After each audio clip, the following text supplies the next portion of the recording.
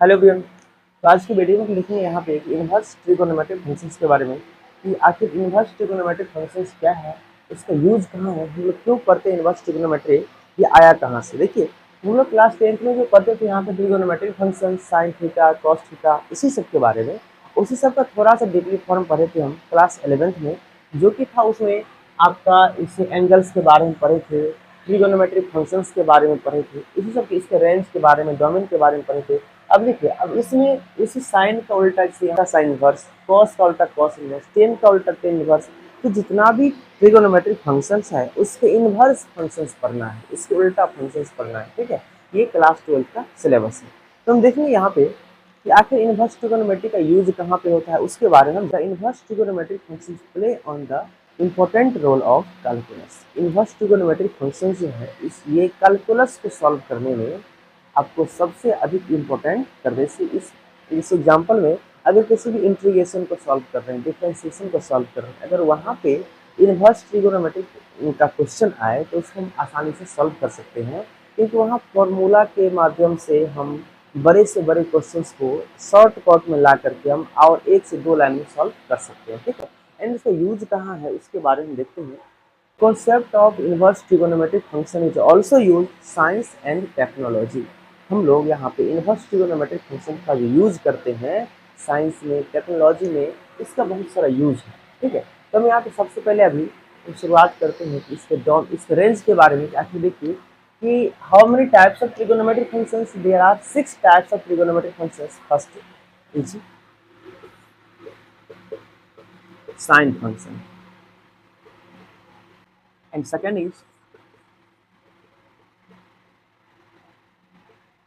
cosine function, and third is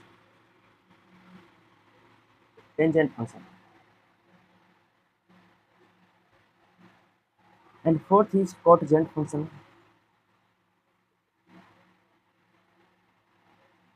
and fifth is secant function, and sixth last is cosecant function। ये आपका 6 types का जो functions है इसी सब के बारे में हम जानेंगे। ये जो 6 टाइप है इसी सब का शॉर्ट नेम होता है यहाँ पे sine, this is the cos, this is the tan, and this is the cot, and this is sec, and this is cosec. ठीक है, अब देखेंगे कि ये जो साइन फंक्शन है ये सिंपल, ये इनवर्स फंक्शन नहीं है। This is the simple trigonometric, this is the trigonometric function. ये जो अभी लिखे हैं ओनली ट्रिगोनोमेट्रिक फंक्शन, इसका इनवर्स के बारे में बाद में बात करेंगे कि साइन का इनवर्स का साइन इनवर्स, कॉस का इनवर्स कॉस इनवर्स। तो हम अभी जानते हैं ये साइन का रेंज क्या होगा।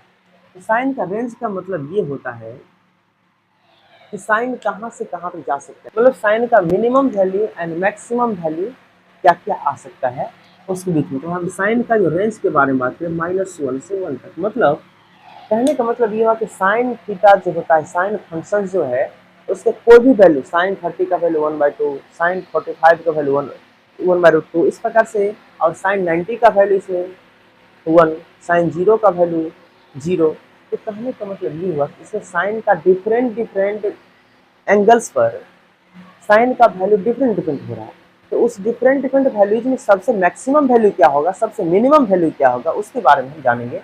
तो सबसे मैक्सिमम वैल्यू इज 1 एंड सबसे मिनिमम वैल्यू यहाँ पे -1 हो जाएगा। तो इसको हम कह सकते हैं रेंज, मतलब साइन का जो वैल्यू आएगा -1 से +1 के बीच में ही आएगा, और -1 +1 भी आ सकता है। क्लोज इंटरवल देने का मतलब ये होता है कि दोनों को भी हम लोग इंक्लूड कर सकते हैं। ठीक है, तो यहाँ पे साइन फंक्शंस का रेंज हम कह सकते हैं कि -1 से 1। इसी प्रकार से कॉस का भी देखिए, तो this is the same as sine functions, cos functions भी साइन फंक्शंस की तरह होता है।